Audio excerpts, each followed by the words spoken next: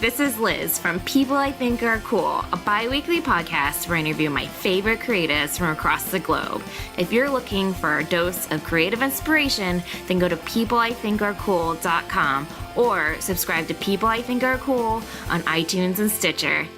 You like film, from cult to classic, from blockbuster to B-movies. And there just isn't that one place with all the fan fervor and passion that's covering the kind of mad, diverse brilliance that you love. Well, that's where you're wrong. AfterMovieDiner.com is that fan-built movie nirvana just for you, featuring the sweet, sweet writings of the wife dork herself. AfterMovieDiner.com. Go there. Be the best you can be.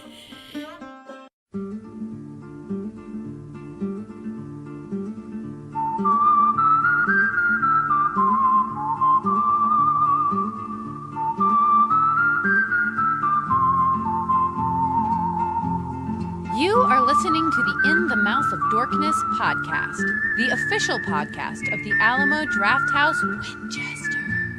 Welcome to another edition of the Modcast podcast. Joining me is Brian Young, the Turtle Dork. Happy Friday, folks. Yep. And also joining me is myself, the Disco Dork. And welcome to another edition of the Modcast podcast. Fistful Friday. It's just still a D&B show. Yeah, man. Lisa and Brad are still MIA. But we're going to hold it down this week. And for you, this is in honor of... I'm surprised, Brian, you ended up giving this 4.5 stars. I haven't seen it yet, so I'm curious to see what you saw in this gym. I did a fake me out how you did. Remember the last X-Men movie where you faked everybody out on Letterboxd by giving it 5 stars? And everybody was like, what the f***? And I was like, dude, like, I know this dude. Don't pay attention to that 5-star rating, man. I was just being an asshole. Yeah. So in honor of Dark Phoenix, we have a fistful of good gone bad. So is it my understanding, Brian, in this film that Jean Grey is a good person, and then she goes bad? I would think she is. I mean, Jean Grey is. Wait, is that her? Is that her name? You saw the movie? No, yeah. no. Jean Grey. She turns into the Phoenix. Okay, I thought she had like a superhero name outside of just her regular. You know how Scott Summers is Cyclops. Mm-hmm. So Jean Grey is just Jean Grey. Yeah. Then she don't get no cool superhero name. Cool. Jean is cool. Okay. Billie Jean Grey. So yeah, she goes bad when the Phoenix gets inside of her. Oh, okay. Yeah, right? Yeah. All right, so with that, what's your number 5? This was your idea. Yeah, I mean, it's the only thing I could think of. I mean, it's not a bad idea. No, it's good gone bad. Mm-hmm. So, do I want to start with number 5? That's all. Yeah, I'm trying to think what I want to put there. My list is not really going to be anything specific. I'm not going to use Loki because you gave me some other good ones. Did I? I'm gonna go with the Stinger. I'm gonna go with the dark side of the boss. Wow. Anakin Skywalker. Wow, that's a really good power. See, I'm just like the Emperor. I wouldn't say just like you're Emperor adjacent. Not a direct parallel. So we've seen. I mean, this is actually classic. Good gone bad. I mean, this is almost the prototype for good gone bad. Is Anakin Skywalker. I can't stop saying it like that. I'm gonna need you to stop saying it like that. I'm regretting giving you the idea to put this on your fistful. But no, Anakin Skywalker is the epitome of a character that everybody saw the good in him. Everybody thought that he was going to bring balance to the Force. But unfortunately, because of circumstances and everything that happened, Palpatine saw an opportunity to be able to tempt him to the dark side. And Anakin wasn't strong enough in the Force to not be tempted. And then that's how he gets turned to the ultimate villain, the ultimate evil, which is Darth Vader. Oh, all right. But I love, and I talk about this a lot, I love the turn when Luke is able to kind of turn his father back and return the Jedi. That's just, that whole sequence when Luke is calling out to his father to help him, and Darth Vader has to make that choice between his son or still serving the Emperor, and he decides his son. And I thought that was just always been one of my favorite moments. You should have saved that anecdote for when we do a fistful of bad gone good. I can still use it. There's nothing telling me I can't. I'm telling you can't, because I don't want to hear you talking about the dark side. The dark side of the Force. Oh my God. All right. Thank you for your number 5. God damn. It's so funny that you would pick Darth Vader as your number 5, because my number 5 of bad, good gone bad is the prequel trilogy of Star Wars. It was a good trilogy, and then it went bad. Psych. Just kidding. Just kidding. My number 5 is actually it's a more recent entry, right? It's a more recent introductory character, and we haven't really fully seen him go bad yet. It's just the idea and the potentiality for it. But it is Baron Mordo, played by Chiwetel Ejiofor in Marvel's Doctor Strange. Shit, that is a good one. So in this film, for the entirety of the film, Baron Mordo is he acts as a mentor and a guide and an advisor and a teammate to Doctor Strange, Dr. Stephen Strange, and because of his beliefs, because of what he is told by the Ancient One, and him following those beliefs and believing what she tells him, when it's discovered that she herself has been tapping into, the dark magic, the dark force, or whatever it was called, that breaks the laws of their teachings.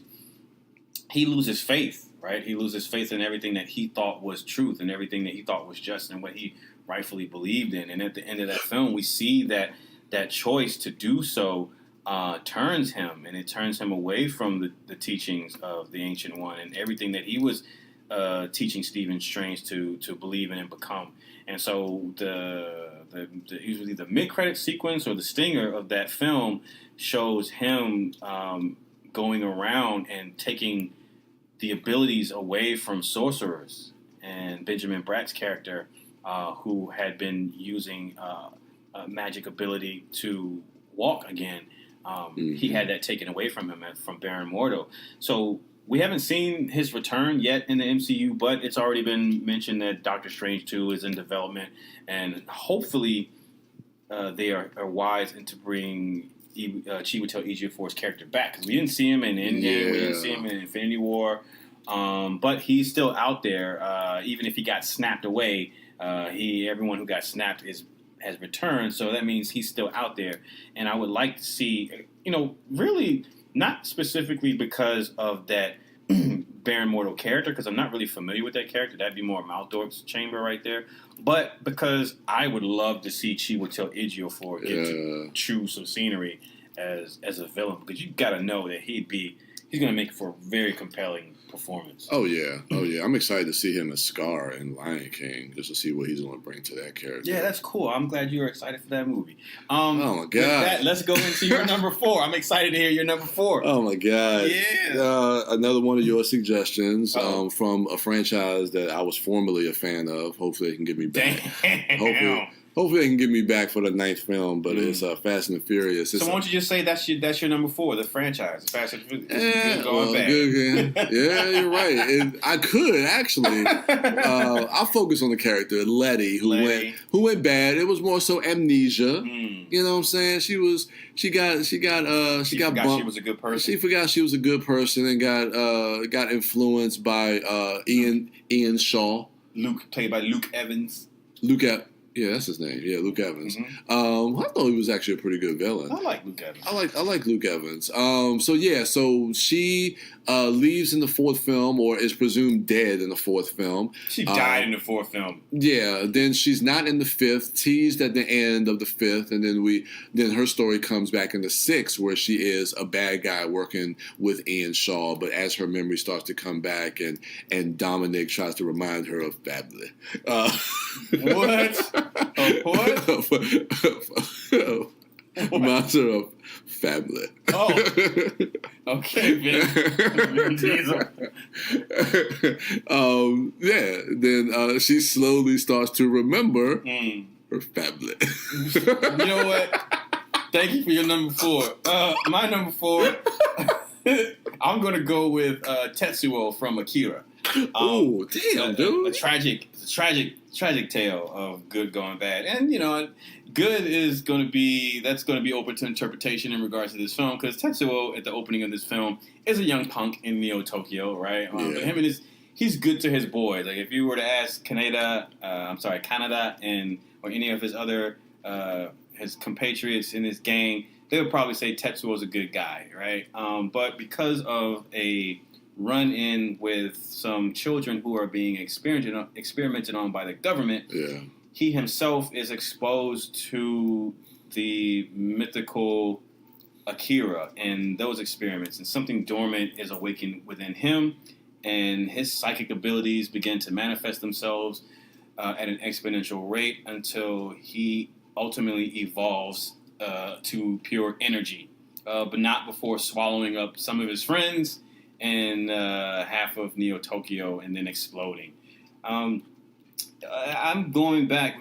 Brad and I are actually attempting to start this process of revisiting, actually not revisiting, well, for him and for me, really. We're going to be reading the manga of Akira, and then we're going to look at the film, the animated film, and hopefully in time for Taika Waititi's interpretation of the live action, which I'm excited for. And he's staying truthful from what he's saying. Yeah. He's saying all the right things, and everyone loves and trusts Taika. So as opposed as many people were to the live-action version prior to his involvement, now that he is attached to it, I think a lot of people are now starting to get on board with what his interpretation, if they're not just curious about it, But and I'm excited and I'm really excited because he said he's not trying to make a live action version of the animated film, which would be pointless to do, which would be impossible to do damn near. But he is trying to make a live action adaptation of the manga, which is another reason why I'm actually excited to go back and revisit it, because when this film comes out, having revisited the manga, I will be able to see how close he is adhering to the source material, but also to be able to see a live action interpretation of that, I think would be pretty enjoyable and entertaining. So, shit goes bad because once his psychic powers manifest themselves, he gets a god complex, and because prior to that, he's a good kid. They would get bullied. He's the runt of the litter. Within his gang, he's the one with not necessarily the fastest bike, and in the manga, he's kind of pushed around a lot. But in the anime, once he has these powers, he feels that people can no longer push him around. People can no longer tease him. Yeah. He is in control. He has power, and that turns him. That power corrupts him, and the corruption, coupled with his extreme evolution and his extreme growth, ultimately spell a tragic ending for Tetsuo. But that's always been like a compelling character arc for me with that anime. That's still an impressive film to this day. So yeah, that's got to be my number 4. Your number 3. So my number 3 is going to go to something that has been talked to death about, and we just recently did a complete recap and reaction to Game of Thrones. Oh, Daenerys Targaryen, the Targaryen girl. Who's that? That's Robert Baratheon. Is it? Ned Stark. You talk about this Targaryen girl and those Dothraki. Across the narrow sea. Wait, that's who? Robert Baratheon. All right. Dothraki have never crossed the narrow sea. Sounds like Brian Baratheon. Does not sound like Robert at all. Oh man, I like Robert Baratheon. He was cool. He was funny. But Daenerys is your pick. Why? Because she went bad. But was she ever good though? I thought so. We rooted for her, and we thought that root for bad people all the time. And we thought that she was the chosen one, like Anakin. Who thought? Like Obi-Wan. Obi-Wan. He thought that she was the chosen one. She blinded you. Yeah, but he had the higher ground. No. Jesus. No, but I don't know, man. Like Danny and everybody, we've talked to death, and I have no more energy to talk about the series finale. So for Game why of is she your Thrones. goddamn number 3? Because she went bad. and we had didn't have the energy to. You don't have the energy to talk about the show. You didn't have the energy to put into this Fistful. So you was like, Darren. No. Actually, if you don't take my top two, I like my top two picks. Why would I take your top two? I put thought into my shit. No, I put thought into these. All right, we'll see. I'm curious now. Yeah, but Danny did end up going bad, and like I said, it's so funny though. Like when we look back on the series, I start thinking about all the stuff that it was almost funny, like that whole speech that Tyrion gives to Jon, where he's telling him about how she would go from city to city burning evil men, and we cheer her for it. He's basically talking about us, the audience. It's like y'all motherfuckers was like when she went to Astapor and fried that dude. That was a rousing moment. I love that shit. We have the footage of you throwing your hands up. She burned that guy alive. She set that human being aflame. So I was an enabler. I admit I was part of Danny, just her hubris and her getting full of herself. So I'm to blame. But good thing I don't actually live in that world, because I've been like, oh fuck, maybe I shouldn't have rooted for her. If I was one, you probably would have been burned alive. No, I was saying, like, if I was like one of the enslaved, I don't know how I would feel. I'll probably be like, would I be like Grey Worm, or would I be like? You'd probably be like Grey Worm, because you was sprung. You was wide open for her. Well, Grey Worm wasn't. Grey Worm was just filled with what happened to his boo. But he was loyal to Danny. He was loyal. You would have been Jorah. Nah, I can only take friend zone for so long, and I'm like, all right, I'm good. Especially after you bang some random dude when she's banging Dario, and I'm like, all right, man, you know what? I'm good, dog. Like I'll be your hand or whatever you need me to. I'll be your advisor, but nah, man, we good now. Oh shit! I don't even want that no more. All right, my number 3. Good gone bad is Zack Snyder's take on Batman as played by Ben Affleck. Okay, you got close to mine. We don't technically see. You better not use my number 1. I'm gonna kill you. I'm gonna edit it out if you use my number 1. I have no idea what it is. You said I got close to yours, so you're scaring me. Anyway, we don't really see a good Ben Affleck Batman, right? When we come to him in BVS, he has seen some shit fighting a life of crime in Gotham, right? Because of things that we don't see in that film, because of the loss of Robin, because of whatever Joker has put him through, and all of the other villains of Gotham, it has taken its toll on Batman, and he's become very, very cynical and filled with rage and anger. And he might not be bad in the sense of like a villain or a Joker when we think of them as a bad guy, but in regards to a hero or someone who fights for good, his actions are very questionable. He's killing people. Like, he's shooting as someone who has a history of, at a certain point, deciding I'm not going to take lives. Like, Batman is very brutal in his dispatching of justice. He's branding criminals. He's plowing through them with his car. He's blowing them up in the cars and shit like that. It's gotten so bad that he feels like,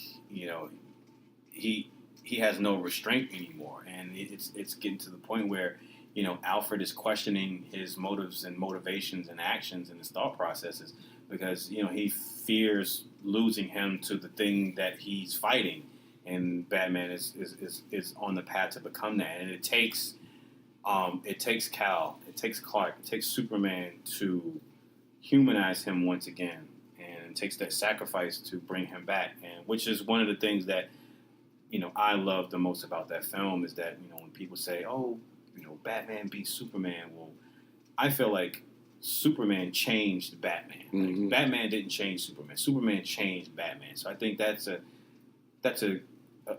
greater victory. That's a victory with more weight, because he changed him. And so, I don't know, but I just dig that interpretation of Batman, because in other films, it's not necessarily focused on what type of effect that living a life that Batman lives would have on a psyche, would have on someone emotionally, and then physically. Like, because you think of cops who work homicide and see cases after cases of horrendous shit, the human nature at its worst, and how that takes its toll on them. And so Batman is working on a level, crazier than that. He's dealing with not just, crazy human beings, but like crazy people who are like the Joker, crazy like mutants, crazy, monsters and all kind of crazy shit. So that has to take an effect. And on top of dealing with that, he's coming from a place of hurt anyway, because he still hasn't properly dealt with the death of his parents. So he's packing trauma on top of trauma. And I feel like Batman v Superman does a good job of encapsulating what someone would be like at that particular point in their lives, having gone through all that shit. So that's got to be my number 3. Your number 2. All right, so staying on the Batman train. Oh, are you going Jim Carrey? No. Oh, okay. No. I'm going to Batman Begins. Liam Neeson's. Ra's al Ghul, because he trained Batman, so technically he was kind of good, even though he was evil probably the whole time. But then the whole time. Yeah, but I told you my list was going to be more of like, I may have some that were reveals. You thought he was good. Well, and also his actions, again, going to bad guys, he thinks what he's doing is good. So in his mind, he's a good guy. Yeah, and the fact that he was on the side, I'm thinking of it more in the idea of looking at it from the perspective of Bruce Wayne. Like, Bruce Wayne saw Ra's al Ghul as a good man because of what he taught him and him training him. Not Harvey Dent? You won't do Harvey Dent? It's coming. Oh, my bad. I still got one more. Oh, my bad. Oh, whoops. Sorry, spoiler alert. Anyway, well, okay. Number 1. Anyway, no, it's all good. That was good. That was good radio. But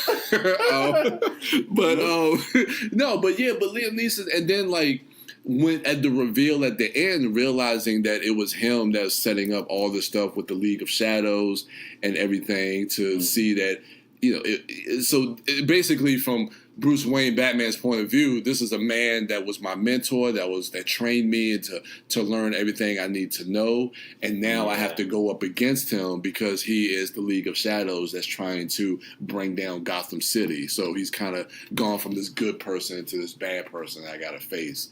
So that's why I was looking at Liam Neeson's. Okay. All right. Straight tooken. All right. Good pick. I wonder what your number 1 could be. I wonder. My bad. My number 2 is Kim Soo-hyun, as played by Byung-hyun Lee in Kim Ji-woon's I Saw the Devil. Oh, shit. He starts out as a good man.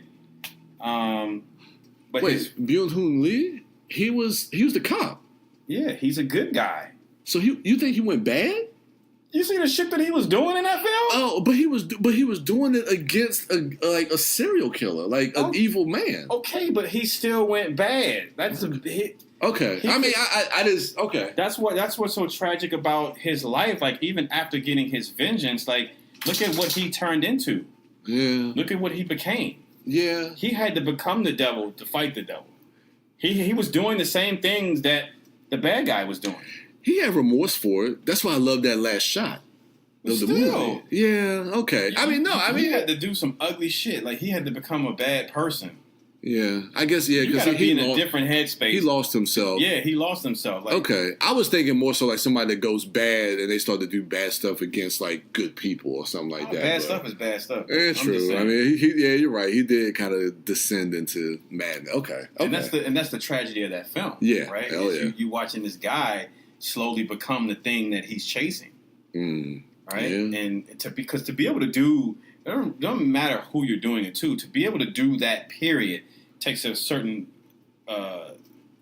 psychological process, right? Mm-hmm. You have to be in a certain headspace to be able to do some horrendous shit like Jang Kyung-choo, as played by Min Sik Choi, who was also in He was in Sympathy for Mr. Vengeance, and also in Old Boy. Yeah, because I knew he looked familiar. Okay, yeah. Oh, yeah. Okay, so so that was him in I Saw the Devil. Mm-hmm. Okay. Mm-hmm. Yeah, he was a killer. So yeah, like that movie sticks out to me. Like when you said, "Oh, let's do a Fistful of Good Gone Bad," like that was like one of the first ones that came to my mind. It's actually Kim Soo-hyun, because he's a cop, and he was a good guy. He was a loving husband, and his wife got taken from him, brutally taken from him. That was fucked up, like how she got killed. Yeah, and he was not able to recover from that in a healthy fashion, and he descended into madness to be able to go after this guy who was mad himself. Yeah. And the end of that film, like, it is bittersweet. Like, it's not even bittersweet. It's a tragic ending because, he gets, spoiler alert, he gets his vengeance, but like Gamora asked Thanos, like, what did it cost? God, yeah. Right? And that's kind of like why he's crying at the end, because, I did it, but she's still gone. Oh, God. Oh, man. I turned into this monster for nothing, really. She's still gone. Can't get her back. And so that's the beauty in that horror. Damn, that movie's so fucking good. I Saw the Devil. That movie's so good. It is. All right. Drum roll, please. The mystery. Ladies and gentlemen, I'm taking bets. Like, I bet no one knows what this dude's number one is. I have no idea. I'm scared. I wouldn't put money on it because I like to keep my money. I don't like losing money. Nah, man. I wouldn't do it. Let me see. Is it... Who turned bad in Ninja Turtles? Yeah. Is it that robot turtle? Oh, Metalhead? No, he was bad and turned good. Yeah. Who turned bad in Power Rangers? Oh, he could. Well, no, he started bad and then turned good, but the Green Ranger. But there was an episode where I think we had like a bad Kimberly, a bad Pink Ranger. Oh, yeah. Is it your number one? No, it is The Dark Knight, Harvey Dent. Dang! Oh, shit! Damn! Harvey Dent. Why did I think of that? Yeah, so Harvey Dent plays, like, I think it's DA prosecutor, and he's been known as the White Knight. That's racist, but okay. But and everybody in Gotham is praising Harvey Dent. They love Harvey Dent because they think that he is, and even Bruce Wayne feels like because he tells Alfred like he's looking for a succession. He wants to hang up the cape and the cow, and he's like, Gotham needs a face. That they can put to the justice that's going to be put towards these criminals. And he feels that Harvey Dent is that man. So when the Joker is able to basically corrupt Harvey Dent, then now that corrupts the image of who Harvey Dent is. And I love the end of The Dark Knight. And even what Gary Oldman says is like, he takes on the things that we can't. He's running because he can do the things that we can't. He's like, he is our dark, in the title of the movie, he is our Dark Knight. And I love that, but I love how they incorporate Harvey Dent into this movie, where a lot of people feel like in The Dark Knight, it's like, you got the Joker, you don't really need Harvey Dent. But I thought they found a good story to be able to really incorporate that character and to really bring out some of these ideas that Christopher Nolan was trying to bring out in this story. I think they utilized Harvey Dent into making him this righteous attorney, this prosecutor that goes through this descent into madness as far as what happens to his face, the love of his life, Maggie Gyllenhaal, who played Rachel, losing her, and how just his whole moral compass. If anything, I feel like it serves to just showcase the Joker's evil genius, how twisted he can be, and how manipulative, just how far reaching his influence, his fucked up and influence, how he knew, and how he like you say, and we talk about the Joker a lot as far as like everything that he set out to do, he was able to do, and he planned all of this stuff out from him getting caught into going into the precinct and all that other stuff. All this stuff he planned out. Like he knew, like when Batman was beating him, he knew that Batman was going to go to try to save Rachel. Mm-hmm. So he purposely gave him the wrong address. Everything the Joker did, he knew exactly how to manipulate the situation. And that's the brilliance, not just of the performances and that character, but just the movie overall. I mean, The Dark Knight, people don't speak. I mean, I think as time has gone on, people have tried to kind of see the chink in the armor in The Dark Knight and try to criticize it a little bit more, at least from my perspective, from what I see. But and I'm not saying it's a perfect film, but when I think about comic book movies, to me, that is probably one of the top 5 that we've had in this new era of comic book movies. Yeah. The Dark Knight is and not just a comic book movie, just a crime story. Yeah. Just incredible. But Harvey Dent, yeah, I mean, just that descent into evilness and how he goes bad, I think is just perfect the way Christopher Nolan portrays that. All right. I'm going to stay in the DC universe, and it's not the DCEU, it's just the DC universe with a DC character. And it is with the unfortunate corruption of my favorite superhero of all time, Superman, as played by Christopher Reeves, as turned bad by Richard Pryor in Superman 3. Wow, Superman 3 gets a #1 spot on a Fistful. You're welcome, motherfucker. I bet you didn't see that coming. You know what? I talk about Man of Steel all the time. It's my favorite superhero movie, right? I talk about that movie all the time. I haven't talked enough about Christopher Reeves ever since the introduction of Henry Cavill as Superman. I haven't talked about Christopher Reeves a lot in that role. I've brought him up a few times here and there, but any opportunity that I can, I think I will take advantage of. But this is really fitting because he really, that character, my favorite superhero. I mean, Superman does go bad, and Gus, as played by Richard Pryor, is attempting to manufacture some synthetic kryptonite, and he is missing an ingredient. He's missing a singular ingredient, so he substitutes a missing ingredient with nicotine. I think it was nicotine or tobacco. Yeah, and so he makes a form of kryptonite that it doesn't kill Superman. It ends up corrupting him, and it turns him bad. And so, there's a showdown between the bad Superman and the good Superman, and you see them split. You see them separate, split to two entities, which is weird to me. But that's some comic book movie shit if I've ever seen it.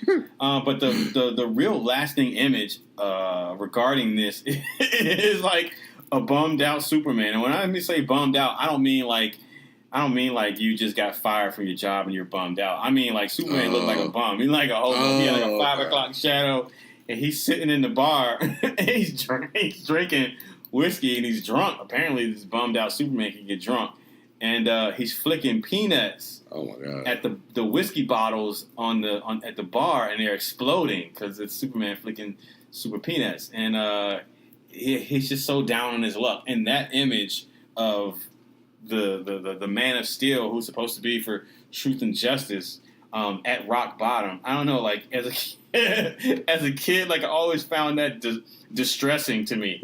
But yeah, ultimately he comes back, and when Clark does rise after choking the bad Superman out, and he opens his shirt, and it's the clean cut Superman, the good Superman. Mm-hmm. Like that's always been like a rousing moment for me as a kid and as a fan of that character. But this is not about good Superman. This is about Superman gone bad. So that's my #1 pick of good gone bad. Yeah, that's a good one. Yeah, it's a great one.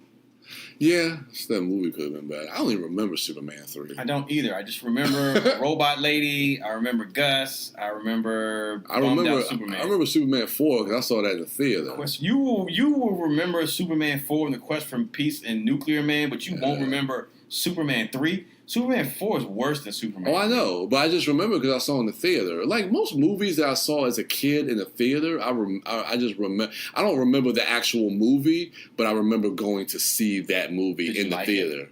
I mean, I was what? That was 87. I was 9. I was 9 years old. Of course I liked it. Damn. I mean, ask me that now. I didn't even watch the movie. I probably won't watch that. I probably won't ever watch that movie again. But yeah, I mean, it was Superman. That's like as a kid, that's like the only comic book movies we had at that time. All right. You know, so I'll take that. What were your runner-ups? What were your throwaways? What were your... Well, I was going to use What Lies Beneath, Harrison Ford. You'll laugh at me for bringing up Superman 3, and you gonna bring up What Lies Beneath? Yeah, because he was terrifying. She knows. That was like the trailer. That was like the moment from the trailer. She knows. Bitch, get off me. But that shit was terrifying towards the end. I say Game of Thrones, Anakin. I think I used all of them. It was just, and then Loki. But I mean, okay. I didn't think I ended up. But I was thinking about somebody else from the MCU, the Winter Soldier. I mean, if you look at not necessarily the Winter Soldier, but Bucky Barnes. Yeah. I mean, he was a good guy that was, Steve's best friend back in the 40s during World War II, and then all of a sudden when he fell off that train, they did the experiments and he went bad. So I thought Bucky Barnes could have been a good one. It seemed like the MCU had a lot of. And Hawkeye.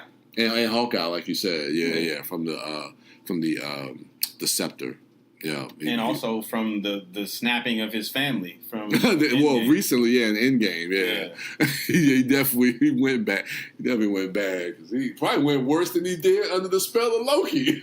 he killed way more people on his own than he did under the influence of a Power Stone or a Gemstone or Infinity Stone. Oh shit! So say what you will. So think what you will about that. God damn. All right, that's gonna do it for us. Hit us up on social media at @itmodcast and let us know what your fistful of good gone bad is. In honor of X-Men, which we're excited that we can report back that it was mediocre. Wait till our review cast. Do I gotta go see this shit? Yes, man. You said the same thing about Aladdin, and I ended up enjoying it. Exactly. Bruh, you know what? I will eat my word. If I go see Dark Phoenix and I end up enjoying that movie, I will be the first to admit that I was wrong, and I will first to say I really enjoyed that film. But can't wait. Seeing as how I don't like any of the films leading up to this one in that franchise, I really find it hard. You ain't gonna like it, and I'm not gonna spite hate it because I didn't want to go see Aladdin, but I didn't go into that movie with arms crossed. I was like, all right. Let me see. I think everybody's going into this X-Men movie a bit trepidatious because Apocalypse was hot trash. I mean, Apocalypse was horrible. So, I mean, and you're only as good as your last film. And granted, I always try to be a bit of an apologist for these X-Men movies, but I can't apologize for Apocalypse. That movie is just, it's garbage. It's garbage. So, hopefully Ken Berg can do something spectacular to kind of end this Fox universe of X-Men films. So this is the first X-Men movie without a Wolverine. Yeah, because I think they've all had cameos. I think did Apocalypse have a cameo? Mm-hmm. Right? Yeah, he was in Apocalypse. No, he wasn't like a main character. But he was in it. He had that scene where I think they went back to the past and like where he had like the helmet thing and all. Yeah, so they had that scene. Okay, that was Apocalypse. Ugh, but he's got to have some type of cameo or a stinger at the end or whatever. Because if they're going to end this run of the franchise and he's not in it, that's going to feel like that is really because. odd. Yeah, because his other cameo was First Class, where he said he did the fuck off moment. Yeah, so he was in that. Of course, Days of Future Past, Apocalypse, and then all the other X-Men movies he was in. Yeah, this could be the first. I don't think he's gonna be in it. No, because I think Logan was a fitting end for not just Wolverine but Hugh Jackman. I think Hugh Jackman was like, I just want Logan to be like my swan song.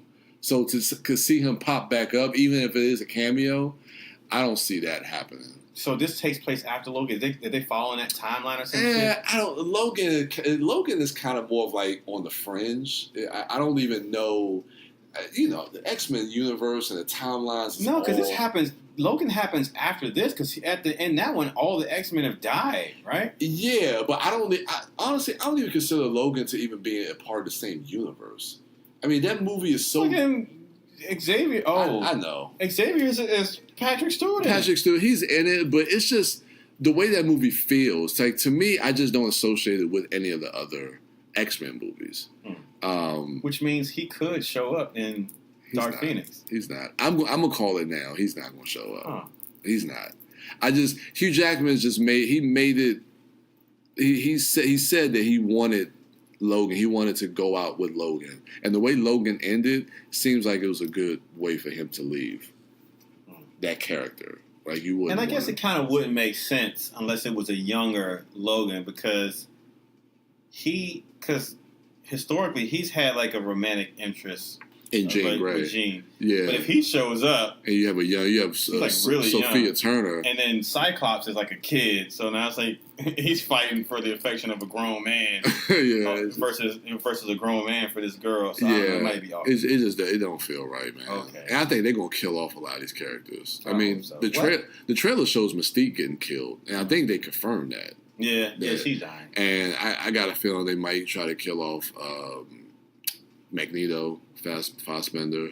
I could see. I don't, just some of the scenes in that movie. I think they might kill Quicksilver. I think they're gonna kill off a lot, because this is it. Disney owns it now. Actually, this movie, I think, is already under Disney's banner. Damn. So Disney owns Fox. So this is basically the end of this universe. She should kill everybody then.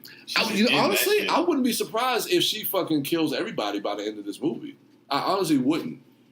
Why not? Like, you don't need him no more. You don't. I would just shoot Thanos all that shit. Yeah, because once Feige gets his hands on it, and he's going to recast all these characters. So, all right. I'm excited to see what X-Men looks like under Marvel Studios. Amazing.